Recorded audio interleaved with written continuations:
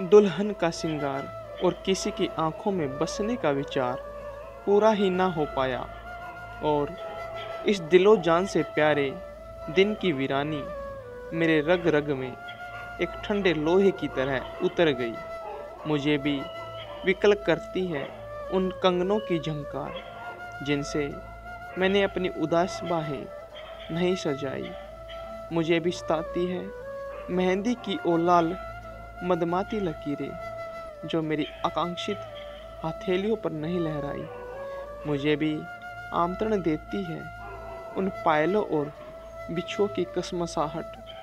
जो मेरे तन मन को कसकर बांध ही ना पाई। मुझे भी श्राप देते हैं मेरी चिरंतन सूनी सेज के वो फूल, जिनके अंगारों में मैं एक तड़पती बिजली सी दहक ही ना पाई। और फिर पल बीते और फिर धीरे धीरे मैं एक मचलता दरिया ना रहकर निपट सूनी मिट्टी से भरी नदी में तब्दील हो गई। रस के सब धारे तो सूख गए, पर मैं अभी जिंदा हूँ। इस मन का क्या करूँ, कहाँ ले जाऊँ, कैसे दिलासा दूँ, क्या बहाना बनाऊँ।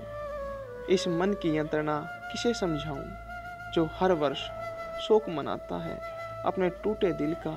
जो अब किसी तरह की उम्मीद भी नहीं रखता, जो अब किसी बंधन में बंधने को भी नहीं तरसता, जो अब चाहता है तो सिर्फ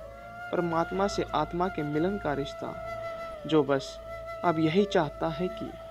जो बदल ना पाया उसे सहने की हिम्मत जुटा ले, जो विरह के दुख मिले उन्हें अपने आंचल में छुपा ले और चुपचाप रो ले, आंसू बहा ले। कुछ ऐसे आंसू जो बहे तो शर्मिंदगी ना महसूस हो,